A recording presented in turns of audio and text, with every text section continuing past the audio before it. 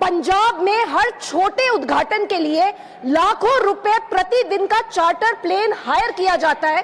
उसमें दिल्ली से एक चीफ गेस्ट लाए जाते हैं, गाड़ियों के काफिले, सैकड़ों पुलिस सिक्योरिटी, करोड़ों के स्टेज, हर रोड पे बड़े बड़े अगली होर्डिंग्स, पूरे देश के अखबारों में महीनों तक एडवर्टाइजमेंट्स, करोड़ों रुपए सिर्फ प्रचार के ऊपर खर्च होते हैं। सर, दिल्ली में 2012 से 2024 के बीच एडवर्टाइजमेंट बजट 4200% बढ़ाया गया, यानी सालाना हजारों करोड़। लेकिन वहीं वृद्ध पेंशन रुकी हुई है, अस्पतालों में सीटी एमआरआई मशीन्स की भारी कमी है। सर, देश को प्रचार नहीं, ईमानदार खर्च और जवाबदेही चाहिए। टैक्स पेयर का पैसा इवेंट और वीआईपी कल्चर में नहीं, स्कूल, सड़क और सिस्टम सुधारने में लगना चाहिए। यूनियन एंड स्टेट लेवल्स पर स्ट्रॉन्ग वॉचडॉग्स बनने चाहिए जो हर वेस्टफुल गवर्नमेंट एक्सपेंडिचर पे तुरंत रोक लगा सके। Sir, this is the basic expectation of tax payers today. आज ज्यादातर शहरों की हालत देख लीजिए, सड़क पर कूड़ा, फुटपाथ पर चलने की जगह नहीं, पब्लिक टॉयलेट्स नॉन फंक्शनल। कोई शक नहीं है कि फैले हुए कूड़े और गंदगी के लिए सीधे सीधे राज्य सरकारें और नगर निगम जिम्मेदार है। लेकिन क्या देश को साफ रखना सिर्फ सरकार की जिम्मेदारी है? क्या हम नागरिकों की कोई जिम्मेदारी नहीं है? हम सब अपना घर कितना साफ रखते हैं, पर घर से बाहर निकलने पे वही सड़क कुछ लोगों को अपनी ही नहीं लगती। कई लोगों को मैंने देखा है, पार्क में चिप्स खाए, पैकेट वहीं छोड़ दिया, पानी की बोतल खत्म, सड़क पर फेंक दो, नई सफेद पेंट हुई दीवार दिखी, गुटखा थूक दिया, ट्रेन में खाना खाया, कचरा सीट के नीचे, लाइन लगी है, तोड़ दो। Sir, Rajiv Chowk metro station पर खड़े हो जाइए, यहाँ धक्का अपने आप आपको ट्रेन के अंदर पहुंचा देता है और बाहर भी निकाल देता है। सर, पहाड़ों से वीडियोस आती है, कुछ लोगों को बर्फ दिखी नहीं कि गाड़ी रोकी, बोतल खोली, तेज गाने चला के कपड़े उतार के डांस कर रहे हैं। सर, रिच और एजुकेटेड होना भी सिविक सेंस की गारंटी नहीं है। कई बार महंगी गाड़ियों के शीशे नीचे होते हैं और कूड़ा सीधा सड़क पर। सर, हम विदेश जाके कहते हैं वाओ इट्स सो क्लीन, पर क्या वहां अलग लोग रहते हैं? नहीं, बस माइंडसेट अलग है।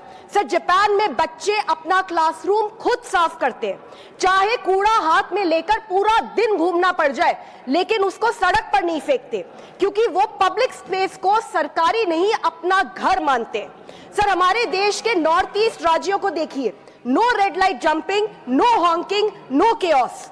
सर, फेस्टिवल्स में जीरो प्लास्टिक, सफाई वैल्यूज से आती है और इसके लिए मैं नॉर्थ ईस्ट के लोगों को दिल से सलाम करना चाहती हूँ।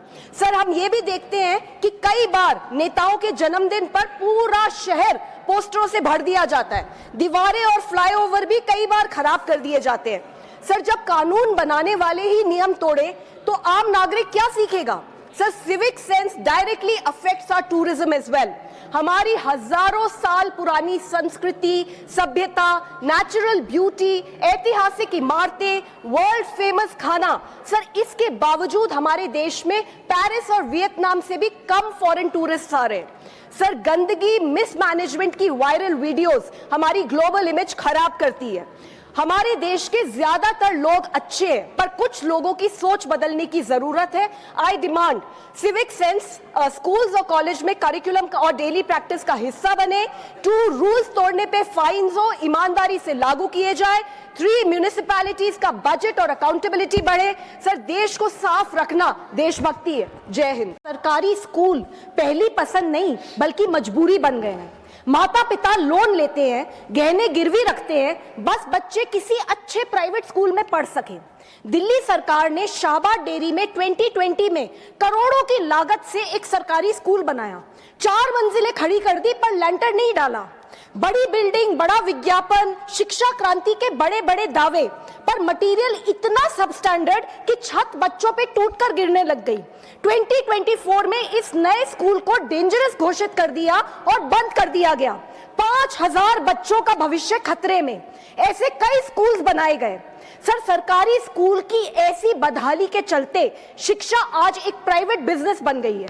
प्राइवेट स्कूल मनमानी फीस बढ़ाते हैं, सीटें कम, प्राइवेट स्कूल का रवैया साफ है, हैसियत नहीं है तो निकल लीजिए, बहुत डिमांड है, किताबें, जूते, यूनिफॉर्म सब स्कूल से ही खरीदने का दबाव, फालतू फंड पेरेंट्स से वसूल करना, यहां बैठे हमारे सारे सांसद के पास सिफारिश आती होगी, किसी प्राइवेट स्कूल में एडमिशन करवा दीजिए।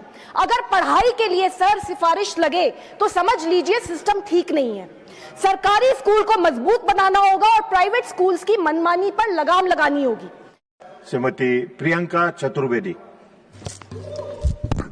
4 minutes. Sir, thank you very much sir. Sir, ये जो बजट आया था यूनियन बजट, उससे बहुत लोगों की अपेक्षाएं थी, उम्मीदें थी। सबसे ज्यादा जो अपेक्षा थी वो सीनियर सिटीजन्स की थी। जो 60 साल के ऊपर हमारे सीनियर सिटीजन्स हैं, उनकी वो बजट को ज्यादा ध्यान से देख रहे थे, क्योंकि वो उम्मीद कर रहे थे कि उनके लिए भी कुछ प्रावधान किए जाएंगे। दुख इस बात का है कि उनका भी सोच इसमें नहीं लगाई गई, और जो बजट अनाउंस हुआ उसकी वाह तो हो रही है, पर कोई 60 साल के ऊपर के जो व्यक्ति हैं उनसे कोई नहीं पूछ रहा है उनके लिए क्या प्रावधान हुआ है। सर, हमारा जो बजट है, अगर हम अपने डेमोग्राफी देखते हैं, जिसके बारे में प्रधानमंत्री बोलते रहते हैं, डेमोग्राफिक डिविडेंड है, वो लगातार उसकी जो उम्र है बढ़ती जा रही है। 2050 में ये अनुमान लगाया जा रहा है कि करीब 30 करोड़ जो देशवासी होंगे वो 60 साल के ऊपर होंगे, जिसमें से बहुत सारे गांवों में रह रहे हैं या महिलाएं हैं। तो उनका ध्यान रखना, और ये हमारे इकोनॉमिक जो चैलेंज है, इकोनॉमिक चैलेंज होगा, सोशल चैलेंज होगा, और सबसे ज्यादा हेल्थ चैलेंज होगा, उस पर उन्हें ध्यान नहीं दिया है। सर, सबसे पहले मैं रेलवे कंसेशन की बात करूंगी। जब कोविड हुआ था, कोविड के समय पे बहुत सारी कटौतियां हो रही थी और पूरा देश लगा हुआ था एक साथ कि हाँ, जहां जहां कमियां हैं हम उसमें योगदान देंगे, जहां हमें अपने जो कंसेशंस हैं वो वापस लेने को तैयार हैं। उनको ये वादा किया गया था कि जब कोविड का कार्यकाल खत्म होगा तो कंसेशन जो रेलवे के होते हैं वो वापस आपको दिया जाएगा। वो अब तक नहीं हुआ है। रेलवेज ने 8,913 करोड़ कमाए हैं, पर उनका जो कंसेशन है जो 6 दशकों से चल रहा था वो उनसे खींच लिया गया है। सर, एल्डर केयर, कल राधा मोहन जी बता रहे थे सीनियर सिटीजन्स के बारे में, कैसे उनके जो बच्चे होते हैं रोजगार का माध्यम यहाँ पे नहीं मिलते हैं तो विदेशों में चले जाते हैं और बुजुर्ग माँ बाप का ध्यान नहीं रखते हैं। सब रखने को तैयार है, पर साथ में दिक्कत यह है, वो सरकार से पूछें, जो 18% टैक्स लगता है एल्डर केयर पे, चाहे वो रेजिडेंशियल केयर फैसिलिटीज हो, होम केयर सर्विसेज हो, सपोर्ट सर्विसेज हो, वो उनके लिए मिडिल क्लास फैमिलीज के लिए अनअफोर्डेबल कर दिया है। सर, जो टैक्स स्ट्रक्चर है उस पे भी कोई ध्यान नहीं दिया गया है। अब जीएसटी तो एसेंशियल डिसेबिलिटी पे भी है, जो अडल्ट डायपर्स होते हैं, व्हीलचेयर होते हैं, जो उनकी वॉकिंग एड होते हैं और अदर असिस्टिंग डिवाइसेस होते हैं, उस पे तो 12 से 18% जीएसटी लगाया हुआ है। सर, हेल्थ केयर के डिडक्शंस मिलते हैं, सेक्शन 80D और सेक्शन 80DDB। 80D का जो प्रावधान है सीनियर सिटीजन्स को क्लेम करने का, 50,000 रुपए तक का उनको थोड़ा टैक्स कंसेशन मिलता है। सर, मैं आपके माध्यम से पूछना चाहती हूँ, यहाँ पे जितने भी यहाँ पे एमपीज हैं, कि क्या एक हॉस्पिटल के विजिट में 50,000 के अंदर अंदर उनको सुविधाएं मिल जाती हैं? एक हॉस्पिटल विजिट करीब 2 से 3 लाख उनका खर्च हो जाता है। दुख इस बात का होता है कि जो इंश्योरेंस प्रीमियम्स भी इनके होते हैं 30 से 40,000 साल के होते हैं। और अगर हम इन्फ्लेशन देखें, हेल्थ रिलेटेड ट्रीटमेंट का 10 से 15% लगातार बढ़ रहा है, हर साल बढ़ता है, और आपने उनकी डिडक्शंस में कोई राहत नहीं दी है। 80DDB जो है वो क्रिटिकल इलनेसेस के लिए है, कैंसर हुआ, हार्ट अटैक हुआ, बाकी सारी मेंटल डिसेबिलिटीज होती हैं, जैसे जैसे उम्र बढ़ती है, उसका भी आपने कितना प्रावधान किया है? 1 लाख रुपए का।